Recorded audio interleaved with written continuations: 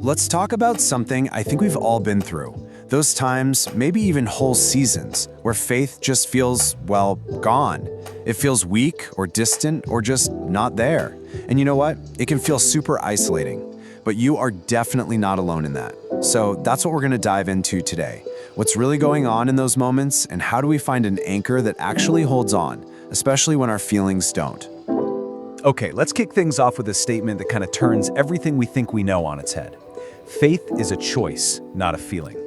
Now, at first that might sound a little harsh, but it's actually incredibly good news. Why? Because let's be honest, our feelings are all over the place, right? They change with our mood, our circumstances, heck, even the weather. If our faith depended on them, we'd be in serious trouble. This idea suggests that real faith has to be built on something way, way more stable than that.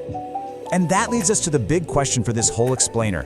If faith isn't just some emotion that comes and goes, then what on earth is it? What are we supposed to hold on to when all those faithful feelings have packed their bags and left?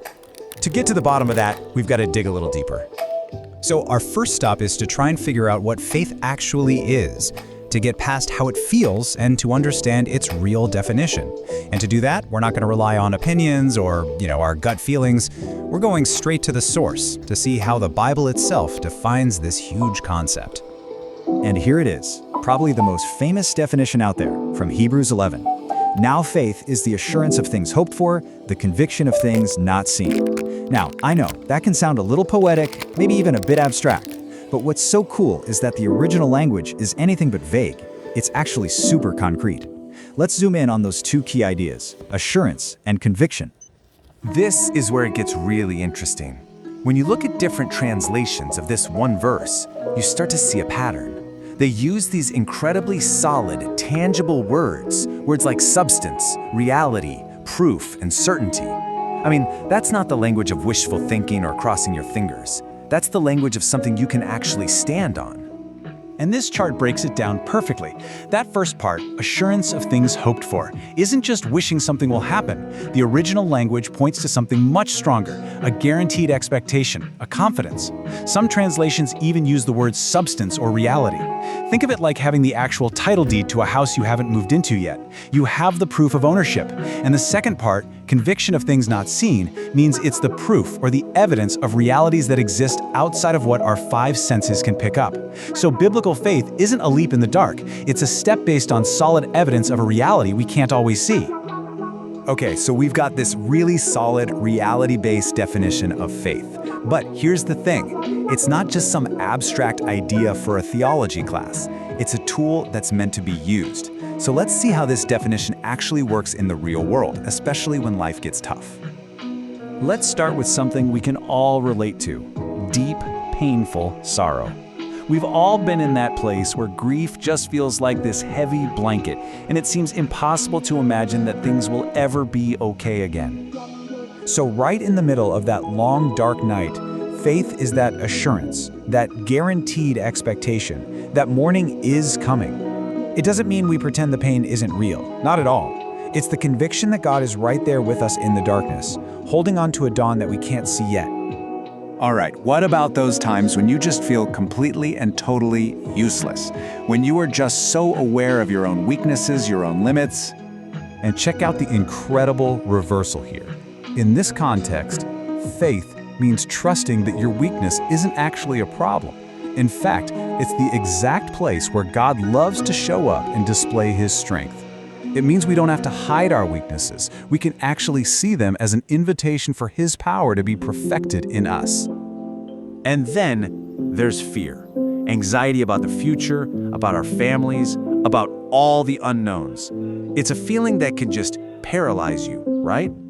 In this moment, faith is the conviction of a reality you can't see, God's presence with you. It's making the choice to believe in the certainty of His promise over the overwhelming feeling of fear, trusting that He is a God who doesn't just make promises, He keeps them. So we've defined faith, we've seen it in action, but all of this is leading us to an even bigger, more important insight. It's a shift in focus, really. And it's the one thing that can act as an anchor when our own faith feels like it's completely adrift. Okay, listen really closely to this verse from 2 Timothy. If we are faithless, He remains faithful. Wait, did you catch that? Let me say it again. If we are faithless, that's us on our worst day. He remains faithful. This one sentence changes everything. All of a sudden, the spotlight isn't on how strong or weak our faith is. The spotlight is on the constant, unshakable character of God. And honestly, getting this distinction is the whole ballgame. We have to understand the massive difference between our faith, which can be so shaky, and God's faithfulness, which never is. Because that's where all the power and all the peace is really found. Let's just put them side by side. Our faith, it can be weak, fleeting. It gets tossed around by our feelings and what we see right in front of us. It's like a tiny little boat in a huge storm. But God's faithfulness, that's the anchor. It's constant. It never changes because it's based on who He is. It's the very thing that gives us stability for the realities we can't yet see. So if you remember one thing from this, let it be this. The strength of your faith has absolutely nothing to do with how tightly you can grip onto God. It has everything to do with the one you're holding on to. It's not about our grip. It's about the unshakable reality that He is holding on to us, and His grip never, ever fails. The Apostle Paul even asks this amazing rhetorical question, and the implied answer is a loud, resounding absolutely not. Just think about that for a second. Our failures, our doubts, our moments of complete faithlessness, none of it can put a dent in God's faithfulness. His character is constant. It is who He is.